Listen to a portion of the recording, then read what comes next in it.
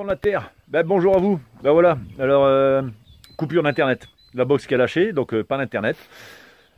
Alors déjà que je mettais du temps pour télécharger une vidéo de 10 minutes, un quart d'heure, je mettais presque 2 heures. Alors par téléphone, c'est même pas la peine d'y penser.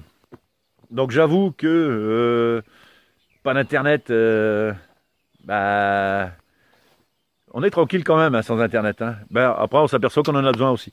Donc j'ai pas pu voir vos vidéos, j'ai peut-être laissé quelques commentaires sur quand j'arrivais à avoir un petit H sur mon téléphone, parce qu'en plus je suis dans un coin où on n'a pas internet par téléphone non plus, pas une bonne couverture, mais ça on s'en foutait, jusqu'à ce qu'on ait plus de box.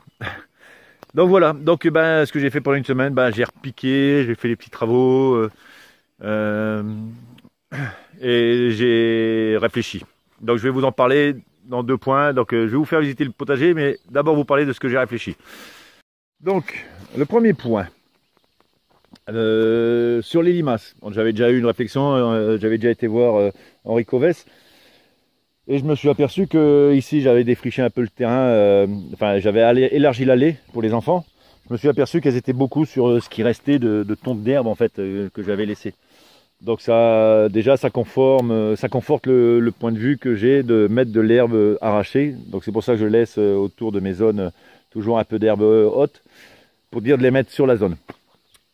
En plus de planter un petit peu plus tard, pour dire qu'elles aient déjà mangé avant de leur donner mes plants. Deuxième point, alors en creusant cette petite mare, j'avais été voir la vidéo sur Sepp Hauser qui est en Autriche entre 1200 et 1500 mètres. Bon, rien de comparable avec mon petit bout de terrain. Lui, il a réussi à faire une sorte de microclimat. Donc grâce à un abonné aussi, utiliser toutes les pierres que j'ai et faire une deuxième. Donc là, il y a ma source, là, ma mare.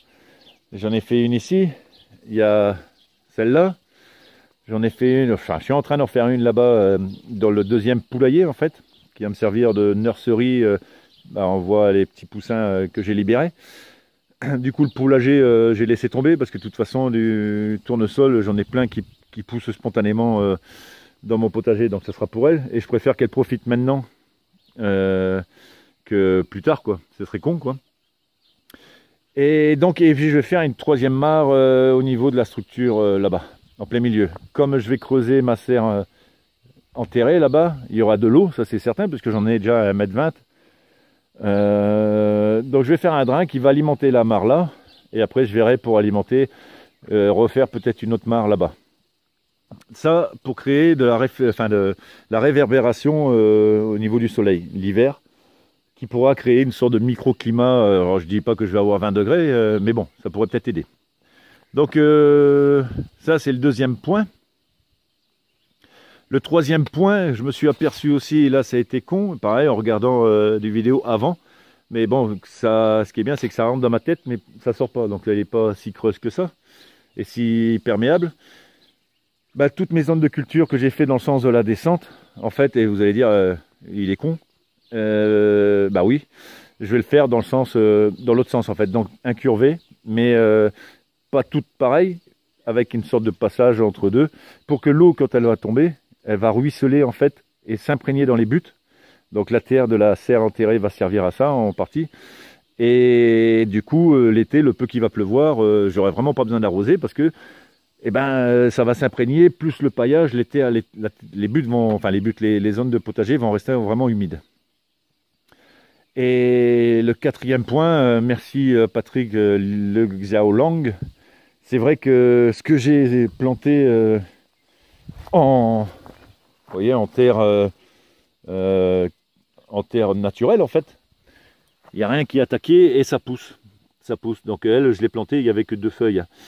Et ici j'ai mis un plant de tomate. Je vous avais déjà montré les potimarrons ici, vous voyez, ils sortent. Bon là ils sont à 3 à pomper. Mais bon là je vais éclaircir un petit peu. Donc en fait c'est voilà, ça me fait 2 agricultures différentes, enfin 3 avec si on compte celle dans la serre. Et la serre pareil, cette année j'ai sorti trop tôt les plants de tomates de la maison pour faire plaisir à ma femme, elle n'avait marre. Mais l'année prochaine, je les sortirai beaucoup plus tard. Ça, et les poivrons et les aubergines, parce que ils sont beaucoup plus petits. Je vous montrerai. Et du coup, mais malgré tout, j'ai vu par rapport aux photos du potager du mois de mai l'année dernière qui ont été pris le 2 juin, je suis pas en retard du tout. Ne serait-ce que pour mes pommes de terre, les choux, peut-être les tomates qui sont kiff-kiff, mais par rapport à l'année dernière, le 2 juin, là on est le 22 ou 23, je sais même plus. Je sais jamais les dates, jamais bossé comme ça. Donc voilà, ici vous voyez, ça. Donc ici, c'est pas une question de terre en elle-même, parce qu'elle est très riche. Alors, encore un plant de tomates ici, plein milieu. C'est pas une question de terre, c'est une question de climat. Quand ça se met à pousser, ça se met à pousser. Et ça, j'avais vu l'année dernière. Hein. J'ai encore, je vous dis, j'ai regardé mon potager, je me compare à mon potager. Hein. Forcément, je ne vais pas comparer au vôtre. Ici, j'ai mis un petit plant de tomates, tout petit. Donc, quand ça se met à pousser, ça se met à pousser. Ah oui, encore une réflexion sur le gel. Voilà, regardez. Les courgettes qui étaient... voilà, celle-là... attendez, voilà, il y a celle-là. Avec le petit bâton, j'avais fait les petits bâtons exprès. Il y en a une autre ici. Vous voyez comme elle part bien. Celle-là n'avait pas subi le gel.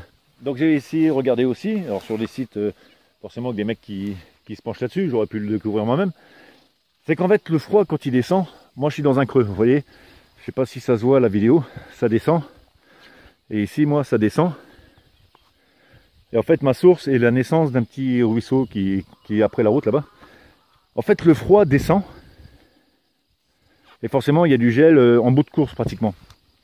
Donc si on a là-haut, il y en a encore plus ici. Mais le fait d'avoir des buttes, comme là, entre autres la serre, ça les a protégés en fait. Le froid est descendu, il est passé par-dessus, une sorte de saut de vent. Donc le principe de mes buttes arrondies, donc je vais les faire forcément pour qu'elles prennent l'eau dans ce sens-là, mais limite un peu dans le sens où je vois que le froid va arriver, quoi. Donc du côté opposé au froid, c'est là où je mettrai mes courgettes plutôt, en espérant que ça tienne, quoi. Donc voilà les réflexions que je me suis faites, les réflexions on va dire par rapport à la nature en elle-même et par rapport à ce qu'on peut faire pour en profiter. Donc pareil, un autre abonné m'avait dit sur les planches de culture mettre des grosses pierres tous les 2 mètres. En plus moi c'est de la pierre volcanique, elles absorbent la chaleur et elles restituent après, donc ça peut réchauffer un peu la terre. À suivre, donc à voir ça pour l'année prochaine. Donc maintenant allez, on va passer un peu au potager.